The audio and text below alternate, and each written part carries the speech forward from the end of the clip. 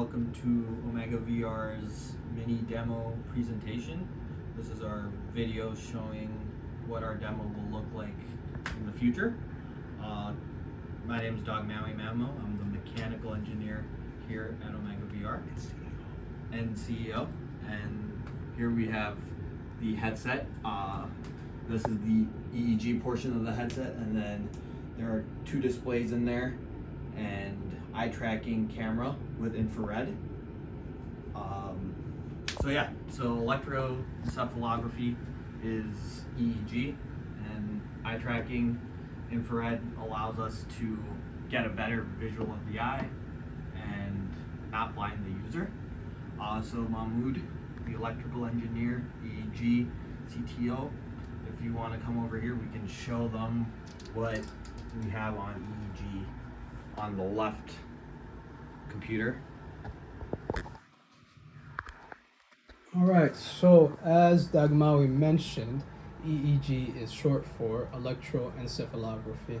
What that means is that we use electrodes to pick up the electric signals that come from the brain. So here we have 3 of the electrodes positioned at different portions of the brain, and that allows us to get the signals currently being read off of that, and using that we can display them here, and doing some algorithms that we created in-house, we can process it into separate sections. Now these let us pick out what the brain is currently thinking at the current time.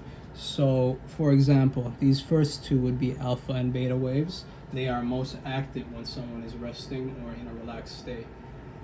Lower, you'd get the theta and gamma waves, which would be more active if someone is in a more active or focused state. Using these different sections, we can predict whether or not someone wanted to click the screen. Like for example, if they were focused on a certain part of the screen, we could use that to signal to the computer that someone wants to click on that specific point.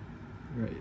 So Caleb right here has eye tracking running, and he is software machine learning expert here at OmegaVR. Do you want to take us through what you're currently doing? Right now I'm displaying what the data looks like between the predicted and actual values. You can see that there are portions where there is high levels of accuracy and others where there can be improvement. This can be done by increasing the data size. Right now we're working with about 1,000 images that have been labeled, but if we increase the data set, the entire screen should have high levels of accuracy. For example, right now I'm moving to the left side of the screen, and we are able to control the mouse and have it move through the menu. So to Caleb's point of collecting more data, the more data we're able to collect, the better our models will be for eye tracking and for EEG. And our hopes are to combine the 2 into a unique control system, right? This will be a hands-free headset. This will plug into your computer.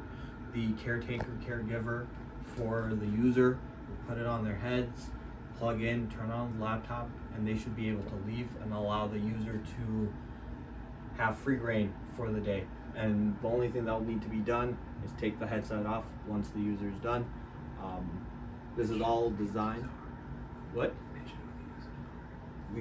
The users are people with physical disabilities. This is cerebral palsy, C4, C5 spinal cord injuries, brachial plexus injuries, amputees. The range goes on. Just even old age, right? You will lose muscle movement and arthritis, right? So there are many reasons why someone just can't move around freely in the world, and those are the people we're seeking.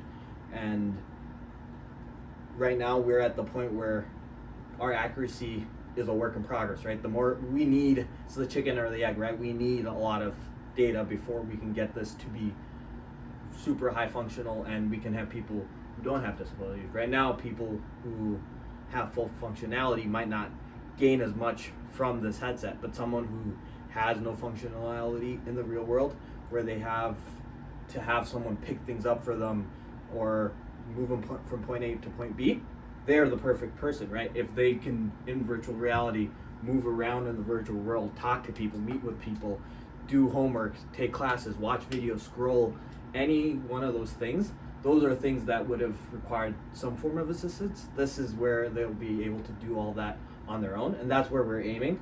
That's where we think VR is the most applicable. Right now, there are a lot of people who use it for gaming, and it's not really taking, but with the mix of VR and EEG, eye tracking, the 3D printing, the ability to create fit-to-face molds, it seems like a perfect fit for the market right now. And so that's what OmegaVR does, that's what OmegaVR aims to do, and we are currently in that journey.